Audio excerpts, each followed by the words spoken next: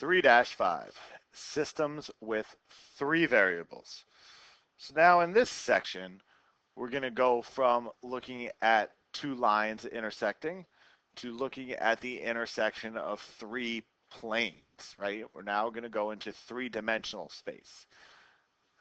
So our objective is to solve systems in three variables using elimination and to solve systems in three variables using substitution. Same techniques that we used for two variables, and that's what our central understanding says. So to solve systems of three equations in three variables, we can use some of the same algebraic methods that we use to solve systems of two equations in two variables. And remember the difference. In two variables, we are finding the point where two lines intersect. In three variables, we are finding the point where three planes intersect. And we'll look at a picture of that in a minute. Let's do a quick warm-up problem. Okay? So, how much does each box weigh? Well, we have box A's, we have B's, and C's. Okay? Only one of them has a number. This is the only box that is labeled as, well, this one is the only box that's labeled with an actual number. But we have B and C. So let's write a couple of equations. So in my first little seesaw here, we can see that 2A is going to be equal to B. In my second one, I can see that C is going to be equal to 3A. So with a little substitution, instead of B, I can write 2A, and instead of C, I can write 3A. So that means that my 10 pounds is the same thing as 5A. So that means, divide by 5, that A is going to be equal to 2 pounds. So now because of that, I can rewrite these to be 2, 2, 2, 2, and 2. Which leads me to know that C is going to be equal to 6 pounds and B is going to be equal to 4. And that was a system of three variables, three equations, three variables. Won't always be that simple, but that's the general idea. Okay? So we can represent three relationships involving three unknowns with a system of equations. And we can represent systems of equations in three variables as graphs in three dimensions. The graph of an equation in this form, ax plus by plus cz is equal to d, where a, b, and c are not all 0. That is the standard form of a plane. We can show the solutions to this three-variable system graphically as an intersection of planes. And here's the picture. Okay? You can see that in these three situations on the top, those planes do not ever intersect at one point. Two planes intersect here, two there, and two there, but they never all come together in one. Same thing here. We have two lines of intersection because planes intersect in lines. So we have two lines of intersection, but they never all come together. In the third one over here on the right, all those three planes are parallel, so they never intersect at all. However, if we look at the situations at the bottom, these two situations actually have a solution.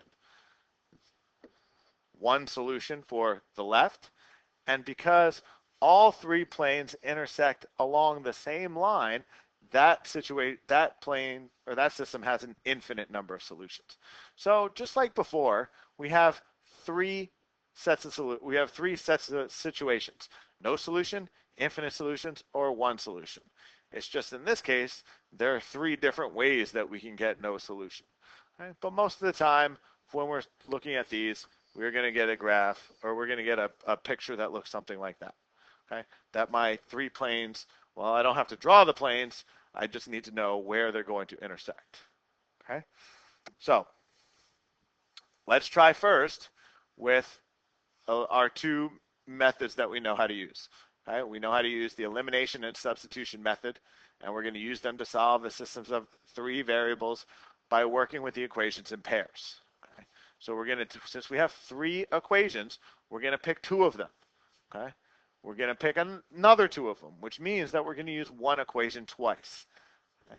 And when we get down to just one letter is equal to something, we're going to work backwards, and our solution right? When 1 point represents the solution of a system of equation in 3 variables, we're going to write it as an ordered triple, x, y, and z. So we're going to graph it in 3-dimensional space. Okay? And if we can remember our 3-dimensional graph, coming out of the board is the x-axis, left and right is y, up and down is z. Okay? Hard to see in 2-dimensional space, but we'll do our best. Okay? All right, so the first one, let's solve a system using elimination. Okay, so we have our 3 variables over there. We have our three equations, our system in 3 variables. Something should jump out at you. Okay, equations are numbered, right, to produce the easy to follow. Okay, but look, something should jump out at you. The x's, all different coefficients. The y's, well, I have a 3, and then I have 2 are the same. So that would make for a slightly easier elimination. But if we look at the z's, we have a positive z, and we have 2 negative z's. So that makes for a very easy elimination. Okay? So to start, let's add 2 equations together. The objective is to get rid of one of the letters. All right? So if we are going to choose to get rid of z first, when we add 2 equations together, I must then get rid of z again. So if I'm going to add equation 1 and equation 2 together and cancel out the z, I then have to make a second set of equations. I have to add 2 more equations together to also get rid of the z. So it makes sense to add 1 and 2. So we're going to do 1 plus 2 first, equation 1 plus equation 2. And then we're going to do equation 1 plus equation 3, because that will cancel the z in each one, because in 1 z is positive, and in 2 z is negative, and in 3 z is negative. And like I said, it's okay to use equation number 1 twice. There's only 3 equations. You have to use one of them twice. Okay? So let's do this first, and then let's do that second. Okay, so let's take equation 1, which is 2x minus y plus z is equal to 4. And equation 2, x plus 3y minus z is equal to 11. And let's put them together. So that gives me 3x plus 2y, the z's cancel, which is what I want, is equal to 15. Okay? Now let's take equation. Now we're going to stop there, because I now have x and y. I can't take that any further until I have another equation with x and y. So let's take 1 and 3 and add them together. So that's 2x minus y plus z is equal to 4. And then equation 3 is 4x plus y minus z is equal to 14. Okay. So now, when I add these 2 equations together, we find that something really nice happens to make this problem a lot easier. 2 and 4 gives me 6x. The y's cancel, the z's cancel, and so it's going to be 6x is equal to 18. Well, x is now by itself, so I can easily solve this for x. So x is going to be equal to 3. Now that I know what x is equal to, okay, I can take x and substitute it back into any equation that just has one other variable besides x, which is this equation right here, which has x and y. So I can go 3 times 3 plus 2y is going to be equal to 15. So it's 9, 15. Subtract 9 from both sides. So 2y is going to be equal to 6. So, whoops, divide by 2. So y is going to be equal to 3. Also 3. Now that I have x, now that I have y, I can go back to the beginning and plug it into any equation that I want to solve for z. The only thing is, it's got to have x, y, and z, or it's got to have some other letter in z. Okay? And it's up to you, whichever one you want. Look for the one that looks the easiest. I'm gonna do with number 1 because I think that looks the easiest. So we have 2 times 3 minus 3 plus z is equal to 4. So that's 6 minus 3 plus z is equal to 4. So that's 3 plus z is equal to 4. Subtract 3 from both sides. Z is equal to 1. So there's my solution. So my solution, if I'm going to write this as a point in space, I'm going to have 3, 3, 1. X, comma, y, comma, z. Okay? On a graph, which is hard to do, okay, I'm going to do it in red. Remember that the x-axis is out here, y and z is up and down. So I'm going to go 3 steps forward, 3 steps right, and then 1 step up. That would be my point. Okay? Tough to see in 3 dimensions. If you can do it, that's good. Okay?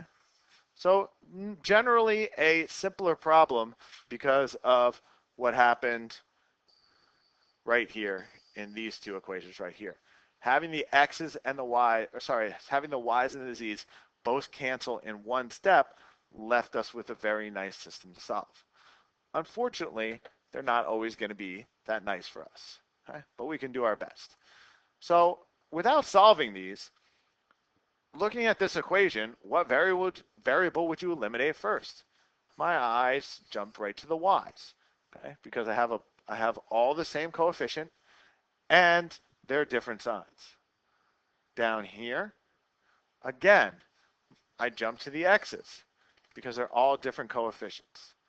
And they're all the same coefficients and one of them is a different sign. Also, another thing to notice is that these two are different signs and there is no y in the first equation. So again, it might be easy to do the y also. Right? But try to stick to whatever equation is going to be the simplest for you to solve. Okay? Make your life easy. Okay? So let's look at an equivalent system, which is not very easy to solve. Okay? So unlike the first problem, where in our second step, two variables just cancel each other out, in this problem, nothing like that is going to happen. All right? So looking at this problem, you have to decide what to eliminate first. Okay? I can see that my x's have ones, a -1 and a 2. That's not horrible. My y's have ones and a -2. That's not horrible either. The z's are the worst place to start because we have a 2, 3, and a 1. Okay? So if I was going to start this problem, I would start with trying to eliminate x. In order to do that, I need to make some sort of equivalent system. So I'm going to take equation number 1. I'm going to multiply it by 2 and add it to 3. Okay? So why do I do that? Never mind, I'm not going to do that. I'm going to take 2 times equation number 1, and I'm going to add it to 2 times equation number 3. So I'm going to have to multiply both by, I'm going to multiply the top equation by 2 and the bottom equation by 2. And that'll change the top equation into a +2, the bottom of equations into a -2. Which, I don't even have to do that. I can make this a little simpler, and I can save multiplying it till the second step. So let's save a multiplication by 2, because look, we have just an x and we have a -x. So let's get rid of x in the first 2 equations, and then let's multiply to get rid of x in my second equations. So let's just do x plus y plus 2z is equal to 3. -x minus 2y plus z is equal to 10. Okay? Now, what happens? So we get x's to cancel, y's turn into -y, z's plus 3z is equal to 13. Okay? Good. So now we have y, we have an equation with y and z. Let me double check, make sure I did everything right. 3z minus y. Okay. So now we have an equation with y and z. Let me move it down a little bit. Okay. So we have an equation with y and z. So let's do the same thing. Let's take equation number 2 plus y plus 3z is equal to 7. And I'm going to take 2 times equation number 3. So when I multiply equation number 3 by 2, I get a -2x minus 4y plus 2z is equal to 20. Okay. Now when I add these two together, the x's cancel, okay, which is good. Negative 3y plus 5z is equal to 27. Okay. So now I have a system of two variables. I've gotten rid of x in both places. Okay. That's good. That's what I wanted. So here's my new system. Negative y plus 3z is equal to 13. Negative 3y plus 5z is equal to 27. Okay. So there's my system. Okay. Two variables, which we've dealt with before. Looking at this, I could use substitution because this y is by itself. So I could use substitution if I wanted to. I'm just going to take the entire first equation and multiply it by negative 3. That will get the y's to cancel each other out. So this equivalent equation is going to be 3y minus 9z is equal to 39, negative 39. Okay. And my old equation was negative 3 from the bottom plus 5z is equal to 27. Adding these two equations together, the y's cancel out, and we have negative 4z is equal to a negative 12. Divide by negative 4, and z is equal to a positive 3. Okay. Now we have z. Now we have to start working backwards. Okay. So I have 4 choices for z. I can put it there, there, there, or there. Okay. I'm going to pick my original equation, okay, which would be this guy right inside the parentheses. Okay. So that tells me that negative y plus 3 times 3 for z is equal to 13. So negative y plus 9 is equal to 13. Subtract 9 from both sides. So negative y is going to be equal to 4, which means positive y is going to be equal to negative 4. Okay. So now I have 2. Now I have y and z. Going back up to the beginning, I have to pick an equation which looks the simplest. I'm going to pick equation number 1 for x. So x, well, y is going to be minus 4 plus 2 times 3 is going to equal to 3. So that's x minus 4 plus 6 is equal to 3. So that's x plus 2 is equal to 3. So x is going to be equal to 1.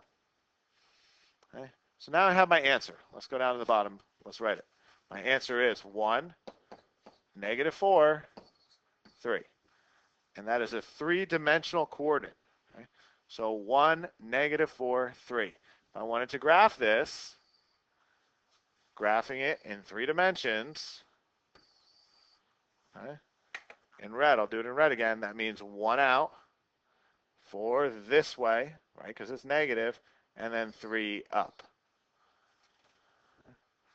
So kind of a trick to see in 3 dimensions. Okay. But we went straight forward out of the board, then we went left, and then we went up in space.